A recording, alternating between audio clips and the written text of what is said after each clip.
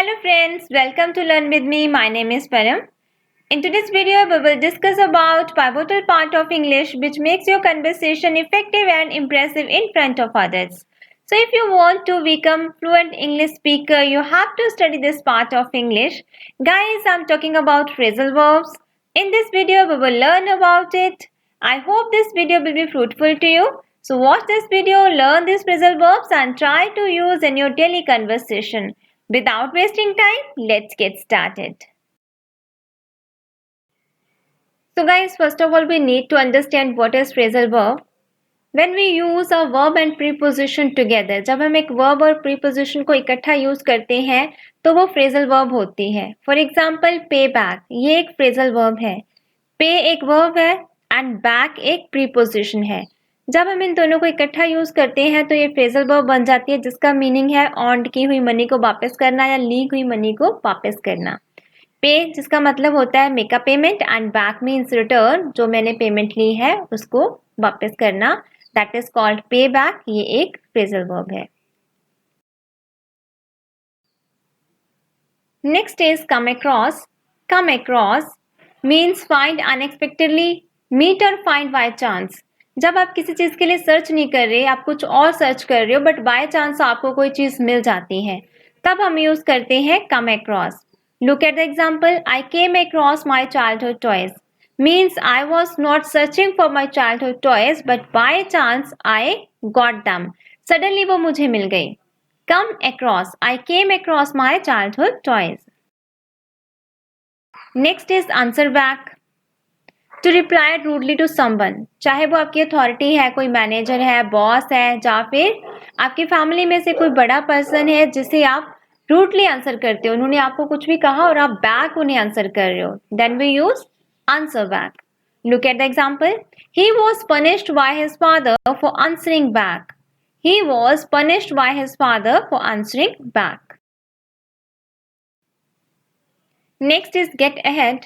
Gate ahead progress, आगे बढ़ना, develop करना किसी चीज को, get ahead. Look at the example, we need clear strategies to get ahead in this business. हमें क्लियर स्ट्रैटेजीज की, आइडियाज की, मीन्स प्लान्स की जरूरत है अगर हमें इस बिजनेस में आगे जाना है. We need clear strategies to get ahead in this business. Next is give up. Give up means stop doing something that has been a habit. जब आप किसी चीज़ के हैबिचुअल हो, आप एफर्ट्स कर रहे हो किसी चीज़ को कंप्लीट करने के लिए, चाहे वो कोई बिजनेस खड़ा कर रहे हो, चाहे गेम्स में या किसी और तरीके से आप एफर्ट्स कर रहे हो, तो उन एफर्ट्स को आपने स्टॉप कर दिया, बंद कर देना, means give up.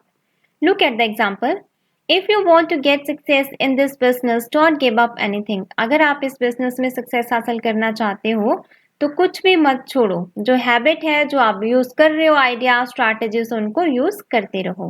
Don't give up. Calm down. Calm down means stop being angry और इमोशनली एक्साइटेड. गुस्सा ना करना, शांत होना, काम डाउन. ये तो हम बहुत यूज करते हैं. Look at the example, please calm down, you are not alive and fit. Please गुस्सा मत करो, शांत हो जाओ, आप सही नहीं हो, आपकी हेल्थ ठीक नहीं है. अलाइव एंड फिट एक इडियम है जिसका मतलब होता है फिट होना. You are not alive and fit means आप फिट नहीं हो. Next is come down with. Come down with means become sick, बीमार हो जाना.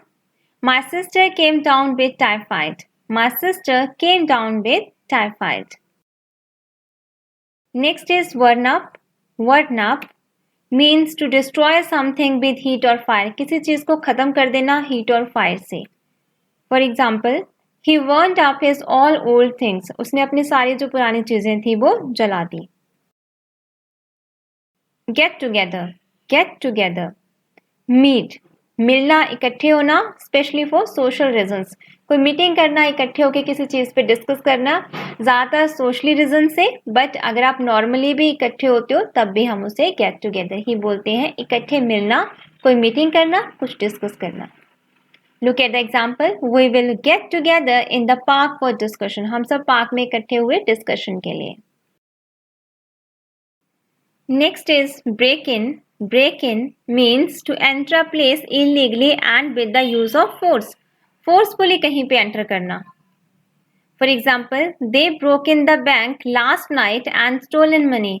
उन्होंने जबरदस्ती बैंक में एंटर किया और वहां से मनी चुरा ली. They broke in the bank last night and stolen money. Break in means illegally कहीं पे एंटर करना, फोर्सफुली एंटर करना. Next is chop up. Chop up means to cut something into pieces with knife. Knife के साथ किसी चीज को छोटे छोटे पीसेस में काटना, चॉप करना. For example, I chopped up the potatoes and made chips for us. मैंने चॉप किया, पोटैटोज को छोटे छोटे पीसेस में काटा एंड अपने लिए, हम सब के लिए चिप्स बनाई. Come back. Come back means to return to a place. To return to a place, किसी भी प्लेस पे वापस आना, किसी जगह पे वापस आना. I'll be come back at 10 PM tonight. मैं आज रात 10 बजे वापस आ जाऊंगा या आ जाऊंगी. I'll be come back at 10 PM tonight. Care for. Care for. To nurture or take care of someone or something. किसी चीज का ध्यान रखना, नर्चर करना, केयर करनी. For example, she cares deeply for her parents. वो अपने पेरेंट्स का अच्छी तरह से ध्यान रखती है, उनकी केयर करती है. Next is hold on. Hold on means wait. Wait करना शॉर्ट टाइम के लिए. स्टॉप, कुछ टाइम के लिए रुकना. For example, hold on for a minute, I will come back. कुछ टाइम के लिए रुकिए मीन्स 1 मिनट के लिए रुकिए, मैं अभी वापस आती हूँ. जब वापस आई. Ask for. Ask for means to request something. To request something. किसी चीज के लिए रिक्वेस्ट करना. For example, don't ask for help. Just write yourself what you feel is best. Means किसी से मत पूछो, रिक्वेस्ट मत करो पूछने के लिए. जो आपको आता है, जो आपको अच्छा लगता है, बेस्ट लगता है, उसी को लिखो, अपने आप करो. Don't ask for help. Just write yourself what you feel is best. Ask for means request करना, कुछ पूछना. Cut back. Cut back means when you spend less money on something. जब आप किसी पे कम मनी स्पेंड करते हो, कम पैसा लगाते हो. I am thinking to cut back in my expenditures. मैं सोच रहा हूँ अपने expenditures को कम करने की, अपने खर्चों को कम करने की. Come out. Come out. To leave a place. To leave a place. I did not come out until he could complete that project. जब तक उसने वो प्रोजेक्ट कंप्लीट नहीं कर लिया, तब तक मैं वहां से वापस नहीं आई. मैंने वो जगह तब तक नहीं छोड़ी, वहीं पे रही. Dress up. Dress up. To wear formal clothes or a costume for a special occasion.